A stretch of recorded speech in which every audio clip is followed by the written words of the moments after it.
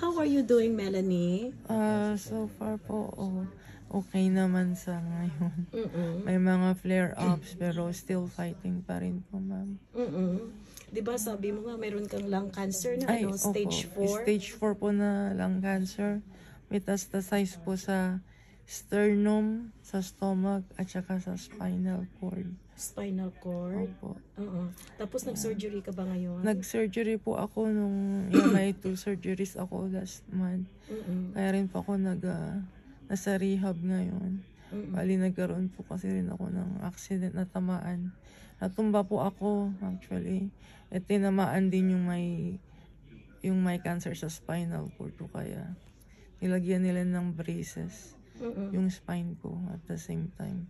Tinanggal din yung mga nakitang mga mga cancer, nakalimutan ko ng tawag. Whatever. Basta yung nilinis po nila yung part na yun ng spine ko.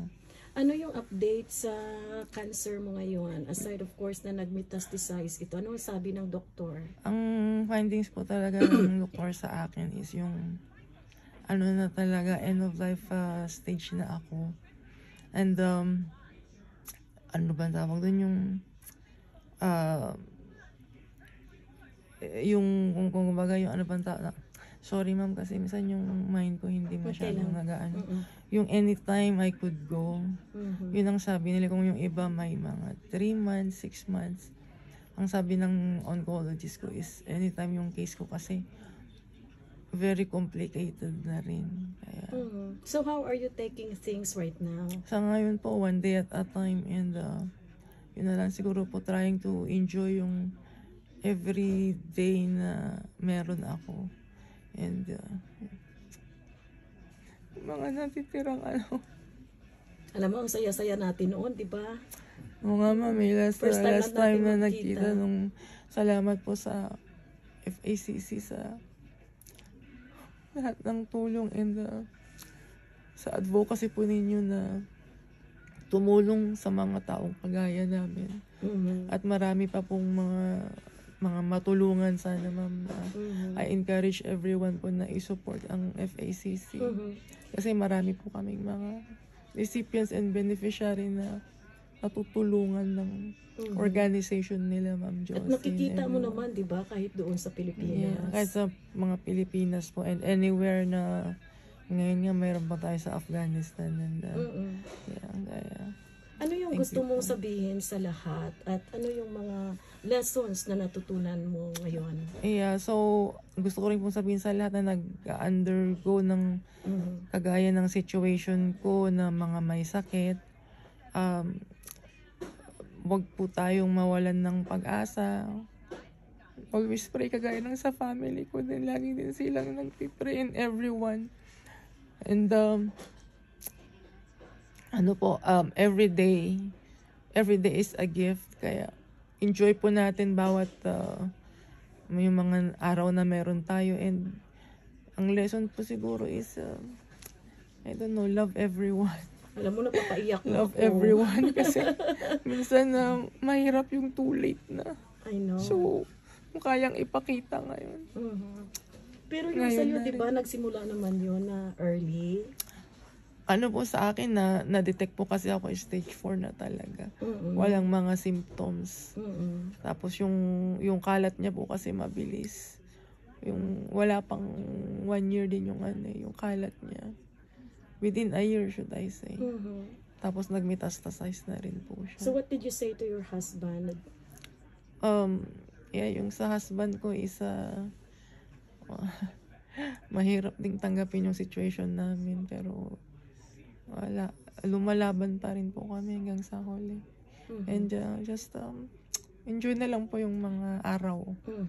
But you know, Melanie, you're always an inspiration for us. When I met you the first time I met you, talagang napaka-positive mo. That was a very happy moment sa atin, di ba? Kaya nga sabi ko sa'yo, gusto ko talagang sana ikaw yung magsalita doon sa event ng October, di ba? But then, you tried. But sabi nga ni Nes, si Nes yung nag-represent sa'yo. Nasa hospital na po kasi ako that time din. I really wanted to go, ma'am, and be part of yung sa event na yun, kaso lang hindi po talaga kaya. So, hanggang video na lang din po talaga ako. Yeah. Pero trying din po na maging positive kasi kung hindi po And you're always positive. Minsan yung isip natin sumasama din yung katawan.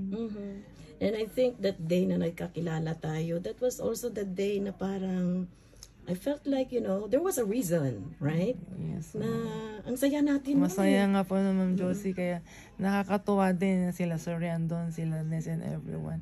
Marami rin po talaga tayong na-meet na mga, you know, mga bagong kakilala, maging kaibigan, and it was a very happy event din po, and it's a joy to see everyone din po. Are there people aside from your family and some close friends na gusto mong pasalamatan? I know you have been saying over and over again, nagpapasalamat ka sa amin sa FACC, but then do you still have anything else to say to everyone? Marami rin po akong mga kaibigan din dito sa US na talagang tumutulong din, hindi lang sa all they can, yung time din nila, yung effort, kasi all of those are really treasure din po talaga sa akin. Sila Ate Rosie, mga kaibigan ko sila. Too many to mention, di ko na maalala yung iba at this point in time, pero to all the people po na mga tumulong and even praying, yung mga prayer warriors din po natin. Marami pong salamat, and sana po continue pa rin po sila. You seem to be taking this, you know, with a positive spirit pa rin. Hindi mahirap yung pinagdadaanan mo ngayon. I know you're in so much pain. Very, very painful po talaga. Sa gamot na lang din talaga ako nakadepende, Ma'am Josie, kung wala akong gamot. It's very painful. Hindi ko rin kinakaya yung sakit. Yung you were positiveness diagnosed stage 4 last year, diba? Opo, last year. Yun nga po, yung positiveness siguro nakuha ko rin sa family ko kasi very positive din po sila eh. Inaano rin kasi namin na may mga, you know, religious, spirituality rin po siguro na yung mga pangako ng Diyos sa atin is hindi lang sa buhay na ito. Was there a time na parang tinanong mo yung Diyos kung bakit ikaw ang dumating? Oo, Ma'am, dumating din ako, Ma'am Josie, sa point na yun na talagang kasi I think, you know, napaka bata ko pa para sa ganito. I'm sorry. I don't want to make you keep crying, but you know, and you're only 46? 44, Ma'am Josie. Pero ano ko nga, Ma'am, na tanggapin na lang po with open heart, and kasi there are things that I pray na give me the understanding, pero siguro hindi talaga kaya. May mga bagay talaga na hanggang dun lang, and Diyos lang din talagang nakakaalam sa huli. So natatakot ka ba? Nung una, Ma'am, may takot din talaga ako, pero nung eventually siguro masabi ko na rin acceptance sa sarili ko. Ano na rin ako, I could say na may inner peace and joy na rin ako. I made peace with everyone, including myself.